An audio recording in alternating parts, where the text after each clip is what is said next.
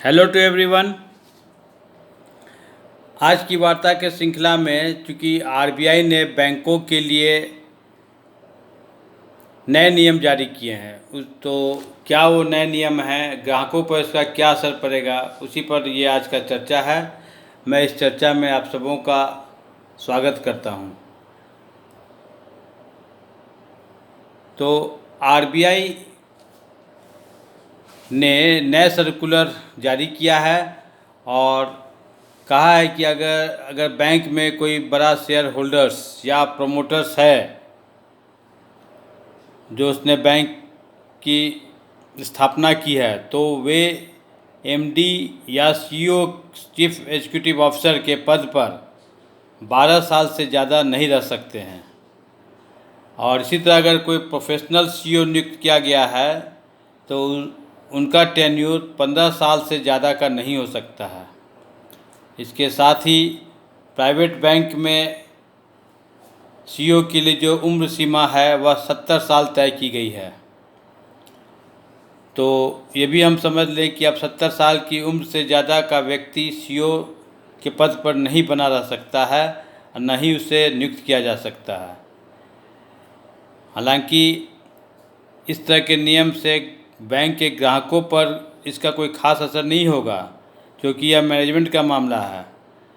लेकिन कुछ private bank हैं जैसे कि कोटक महिंद्रा बैंक, बंधन बैंक, इनके सब बैंकों के शेयर पर इसका असर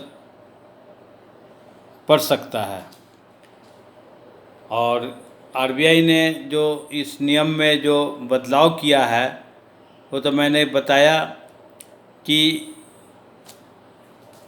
एमडी सीईओ के पद पर 12 साल से कोई व्यक्ति जिसने उस बैंक की स्थापना की नहीं रह सकता है। लेकिन आरबीआई ने पूरी जानकारी इसकी बहुत जल्द उपलब्ध कराएगा। उसके बाद यह नियम जो है 1 अक्टूबर 2021 से सभी बैंकों पर लागू होंगे। क्योंकि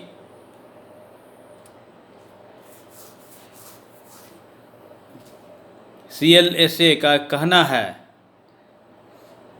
कि बैंक का प्रोमोटर या कोई बड़ा शेयर होल्डर 12 साल से ज़्यादा इस पद पर नहीं रह सकता है और बहुत स्पेशल केस में इसमें 3 साल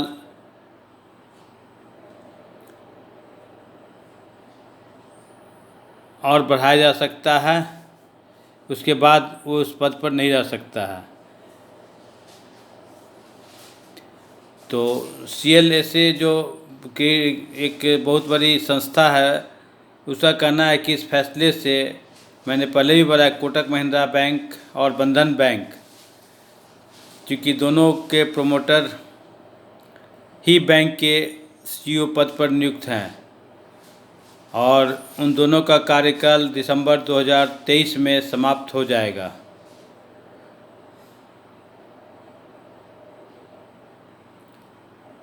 इधर अमेरिकी ब्रोकरेज हाउस जेपी मॉर्गन ने भी अपनी रिपोर्ट में बताया है कि आरबीआई के नए रूल कोटक बैंक के सेंटीमेंट पर असर डालेंगे।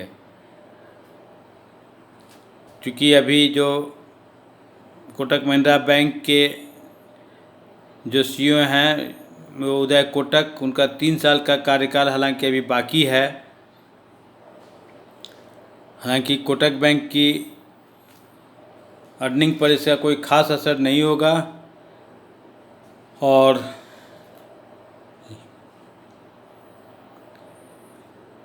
ट्रैक रिकॉर्ड के मुताबिक सेंटिमेंट नकारात्मक हो सकता है। दूसरी तरफ बंधन बैंक के मिस्टर घोष के पास अभी काफ़ी लंबा समय 9 साल का है। अगर आप याद करें तो 2003 में रिजर्व बैंक ऑफ इंडिया ने मिस्टर उदय कोटक को बैंक का लाइसेंस दिया था। इसी के बाद कोटक महिंद्रा बैंक की शुरुआत हुई थी और मार्केट कैपिटलाइजेशन के अनुसार कोटक महिंद्रा बैंक आज देश के टॉप बैंक में शामिल है और बैंक का मार्केट कैप 3,45,000 लाख करोड़ रुपये से भी ज़्यादा है। दूसरी ओर मिस्टर चंद्रशेखर घोष जो अपने नॉन बैंकिंग फिनांस कंपनी बंधन था उसको रजिस्टर्ड कराया था और उन्होंने लगभग अगर ध्यान दें तो उन्होंने सेल्फ हेल्प ग्रुप के माध्यम और माइक्रो फाइनेंस के द्वारा 80 लाख महिलाओं की ज़िंदगी बदली थी। और वर्ष 2013 में आरबीआई ने निजी क्षेत्र द्वारा बैंक स्थापित करने के लिए आवेदन आमंत्रित किए थे और उसी क्रम में बंधन के मिस्टर घोष ने भी बैंकिंग लाइसेंस पाने के लिए आवेदन किया था और आरबीआई ने जब लाइसेंस मिलने की घोषणा की तो उसमें बंधन को भी बैंक का लाइसेंस मिला और बैंक खोलने का एक माइक्रो फाइनेंस कंपनी को लाइसेंस मिलना सच में बहुत बड़ी और हैरान करने वाली बात थी। और 2015 में बंधन बैंक ने पूरी तरह से भारतवर्ष में काम करना शुरू किया। तो इस तरह हम देखें कि एक माइक्रो फाइनेंस कंपनी चूँकि एक ग्रास रूट लेवल से आगे बढ़ा और उसे बंधन बैंक के रूप में उसका लाइसेंस मिला।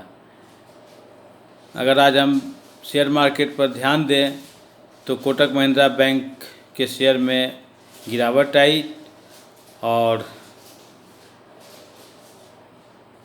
बंधन बैंक के शेयर में भी लगभग 2% की गिरावट आई थी। तो हम इस तरह देख रहे हैं कि आरबीआई ने जो यह नियम में बदलाव किया है उससे ग्राहक पर तो कोई असर नहीं है, लेकिन स्टॉक मार्केट में इसका कुछ असर हमें देखने को मिल रहा है। अब 1 अक्टूबर 2021 से आरबीआई ने कहा है कि इसे लागू किया जाएगा और डिटेल इस पर क्या नियम आते हैं यह बहुत जल्द सर्कुलर के रूप में रिजर्व बैंक जारी करेगा। तो चूँकि यह आज का चर्चा चूँकि जो आरबीआई ने नियम में बदलाव लाकर किया है कि 12 साल से अधिक कोई फाउंडर या प्रमोटर किसी बैंक में है तो वह सीईओ के पद पर नहीं रह सकता। यह बहुत बड़ी परिवर्तन आरबीआई ने ऐलान किया है। तो मैं इस के साथ आज का वार्ता ख़त्म करता हूँ। मैं आशा करता हूँ कि मैंने ये जो चर्चा आज आप लोगों से किया यह आप लोग के लिए निश्चित रूप से उपयोगी रहा होगा। इन्हीं सब के साथ मैं आज की वार्ता ख़त्म करता हूँ। आप सबों को मेरा धन्यवाद।